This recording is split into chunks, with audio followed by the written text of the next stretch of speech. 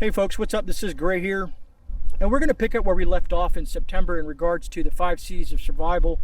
Some people say wilderness survival, I say survival in general, or any SHTF scenario. So far we've covered combustion, we've covered cordage, and we've covered containers. This week we're going to cover ironically enough.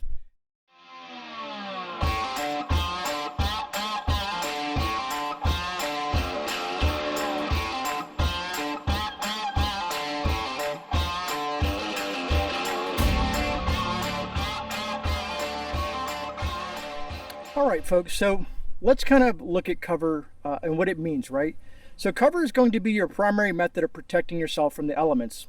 And this can include, unexpected harsh weather conditions that you should possibly plan for. This includes anything from shelters, blankets, sleeping bags, and the clothing that you're going to be using to protect yourself.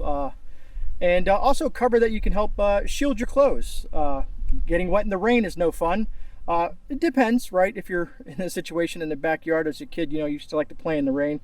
But you want to maintain your body heat, in the cold, and, protect your feet. And sometimes you also want to wear a type of clothing that may conceal yourself from, predators like humans or animals. Could be very beneficial to you as well. And having insulated materials also, it drops your risk of hypothermia. And that's the main thing that we need to focus on here. Because that's the last thing you want to do is put yourself in a life or death situation at that point. So that being said, you want to maximize your warmth. And some of this stuff that I'm going to go over here that I'm going to take out of my bag and show you will kind of give you an idea of, the type of things that you can throw in there. And a lot of it, believe it or not, folks, is relatively cheap. And compared to some other things in the preparedness side of things, right? But anyways, what else I wanted to add to that? You might want to bring, certain things, thick, some thick clothing, especially if you're in an area where it's cold. Here in Florida, it's a little different, but something that provides a lot of insulation, against the cold. Anything can be considered cover, like blankets, shelter, tarps. There's all different types of tarps, and we'll go over that in the one that I use specifically, and I'll show you that. But it can help you, minimize warmth, basically loss of convection, from wind and stuff like that. And that's why a lot of people will use the Mylar bags, or not Mylar bags. Oh, Grey, what are you thinking? But Mylar blankets. But don't cheap out on Mylar blankets. I'm going to show you the one that I use because there's certain Mylar that just falls apart. It's non-reusable. It's kind of like a one-time use thing. And I don't know. There's a specific brand that I like, and I'll share that with you folks. Anyways, but Mylar in general, geez, blankets can be helped to use to maintain your body heat in emergencies. You'll see that a lot of places will carry those things. EMTs, paramedics, anybody in this type of realm of things will carry emergency blankets. People going into shock, they'll throw an emergency blanket on there, and that whole process and whatnot. But anyways. Also, like I said, having the camouflage stuff can conceal yourself. That's, another perspective of it. But, so you want to start with your base layers of your clothing and stuff like that, all depending on the climate that you're preparing for. And again, you want to bring the items, let me see, you want to bring the items, how do I want to say this? You want to bring the items that will provide you with the most coverage, but the lightest weight, right?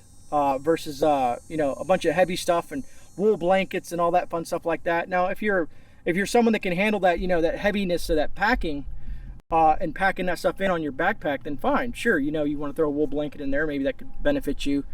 But everyone's different, and that's what I want you to gather from these videos. This is my perspective, and what I'm basically doing these videos for is to give you how I use the 5 C's in my emergency preparedness, and give you guys some ideas on what you guys can use. For some ideas and possibly build something from this. All right, so let's get into what's in my bag and what I think is beneficial to have in my bag and why. All right, folks, so let's start with my main one, which is a tarp. Everybody has different sizes and different perspectives on the tarps that they prefer to use. I prefer brown because of the foliage around here. It's what I prefer to use. It just blends in well. And I also use grommets Some people also call these eyelets. And the reason I prefer to use this is because these are for wind pressure relief. And you know, if you're going to put, let's say, a wire, a rope, or any type of cordage through here, it's going to reinforce that corner. Because the last thing you want to do is you want your tarp to tear, tear through it, or misshapen some of your holes. So if you can find one with metal grommets, but these are plastic, but they're lightweight, and they've done me some justice over the years. And this is probably, God, if I recall correctly, I think it's like a 8 by 11 or something like that tarp. And this is what I use for my main cover in regards to building a shelter, using this as a shelter versus a tent or something like that. Now you can use the tent and other things like that, but we'll get into that at a later date when I talk about tents here down the road. All right, moving on to this. This is my rain poncho. I like camo. It blends in well with the environment. I like the old style BDU poncho. This can also be used as an impromptu to protect you from the elements. This is a lot more durable, but this can come in handy as well. Having a rain poncho is essential here in Florida. You must have one of these if you're going to be living in this environment. I think in a lot of environments, ponchos can come in handy. And like I said, some of them are brand specific, but I'm not sponsored by any of these folks. That's what's on this table. This is just stuff that I have, what I keep in my bag. But it's an oversized poncho so that I can carry my pack, and it covers my pack as well. So that's why I prefer this. It's a longer one. It goes down to the knees, and it's easy to throw on and off with a nice hood on top of it. If you guys want to see more stuff like this, I mean, I can go into detail, but I figured at least to give you an idea of what I got going on here. Now, some of you folks may know what this is, and some people carry bandanas. I prefer a shamag. A shamag, you can use these, to protect you from the elements, for some shade. You can use these for filtering water. You can use these for so many different things. They just come in handy if you're in a dust bowl environment. Let's say you're out in the Midwest or in those areas where you get lots of dust, or if you're in an environment, even in an urban environment, and there's just a bunch of debris floating around, a fire, smoke, anything like that, a shamag can come in very handy. And they're very huge. They fold out way bigger than any bandana that I know of. I know there's probably some XL bandanas out there, but just these come in handy. A lot of you folks know what shamags are, I would assume. If you don't, put them down in the comments and I'll give you a further detail of what it is and what it means. Now, here's what I meant about having an extra pair of socks. And people are probably looking at me like, Grey, you're in Florida. Why do you have a pair of wool socks? Because it's a must. You want to keep your feet protected, not only from the elements, but this also has a nice cushion in there, and it wicks away moisture. Wool is very effective at that.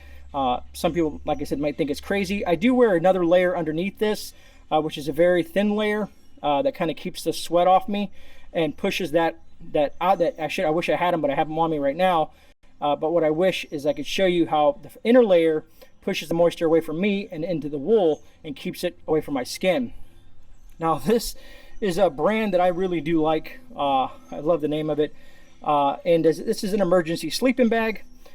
These things are very durable, and I can show you here. If you want, I'll pull one out. This is an emergency sleeping bag, because here's the big thing, folks, and this is why I have these contractor bags as well in my bag, because this is basically a Mylar blanket on the inside. It's an emergency, kind of like an emergency bivy and whatnot, and it's going to basically keep you warm in the evenings and reflect your body heat back onto you and whatnot. But it's very durable. This one is about, I think, 7 foot. You can fit 2 people in this thing, believe it or not. And like I said, it's about 7 foot. It even has like a spot for your head, so your head's not on the ground as well. Or you could use a bag or something like that to put your head on. All right. I love the way they package this stuff here. So this is an emergency blanket. I know you guys have probably seen Mylar blankets. This is a pack of 4. This is why I keep these in here. You can pull these out. So let's say you want to give them some to the family. And these are my Mylar blankets. They come in these little things here. As you can see, it's an emergency blanket. These are, I mean, you can literally beat the crap out of these things, and they're reusable. That's why they come in this little pouch, so you can fold it back down. They're not just a one-time use. They're very thick. I will put the link in the description so you guys can check them out and, read into them. You know what I mean? But it comes in a 4-pack. I like it. I like the presentation. I like the packaging, because let's say if I destroy this Mylar blanket, I still have this little pouch that I can keep things in, you know what I mean? And it's always nice to have containers. Again, being redundant here, but having containers to put things in. But anyways, yeah, please don't die in the woods. Love it. But and then it comes with another little thing here as well. It's one of my favorite Mylar companies. I mean, I got a bunch of the cheap ones too. But when I found this by a recommendation from a good friend of mine, it's still currently deployed, he suggested these things to me, and I really like them. All right, so moving on to contractor bags. So if you're going to get a contractor bag, if you can get the 55-gallon versions of these things, the thicker, the better they are. You can see I keep 4 of them. I keep 4 of these total in here. Why do I keep 4? And if you can't get them 6 mil, if not 4 mil is okay, but 6 mil is going to be your thicker material. So what do you do with these? These can be used as rain ponchos. These can be used, you can cut them and use them as temporary shelter over your area. But you can also fill these bags with debris. So let's say you have pine needles and leaves or foliage. You can fill these things up and make a makeshift bed. And that's why you want the bigger ones, because of the size that they are. The bigger the better, folks. Matter of fact, let's go ahead and kind of get the idea there. You can fill it up with leaves and debris or whatever. Stuff that's going to be soft. You want to throw some peat moss in there, but you want to keep yourself off the ground if that's where you have to sleep. So basically, you know, you don't get that, I think it's called convection. Wherever it is, where the ground is going to start pulling that heat from your body, you know what I mean? So having something like this just to put down so you don't get wet, you want to lay something down, you want to carry stuff, you want to use it for, believe it or not, you can use this for an impromptu shower in the woods. And I'm going to show that one day, because the way this works, you'll actually get a hot water shower out of something like this, but we'll get into that at a later date. But anyways, folks, so like I said, let's say if I had this sleeping bag, right, but I wanted to put this down and fill it up with some stuff in there, and then I have like a nice cushion and the sleeping bag, and they work in conjunction with each other. So as you can kind of see there, those are just some of the basics. It can go far beyond this, folks. It can go far beyond this, and way more. But this is kind of going to give you at least an understanding of some of the things that I have in my bag outside of what I'm wearing and my clothing, aka let's say boots and whatnot. But hopefully that'll give you a basic understanding of what cover is and why it's so important and how it can save your life. All right, folks, so hopefully you found something in here that's useful to you. You know, the reason I like to do these type of videos is because there's so much information when it comes to emergency preparedness that I hope some of it is beneficial to you, and that it helps you learn something, and also maybe one day it could save your life or the life of others that you care for. Of course, if you have any questions or suggestions, or what do you carry in your bag for cover, I'd like to hear that down in the comment section. I always look forward to reading those comments and engaging with you, my viewers. So other than that, folks, I will catch you guys on the rebound. Of course, as always, be safe out there. Know that you're not alone. This is GreyMan. I'm out. I will see you guys on the rebound. God bless.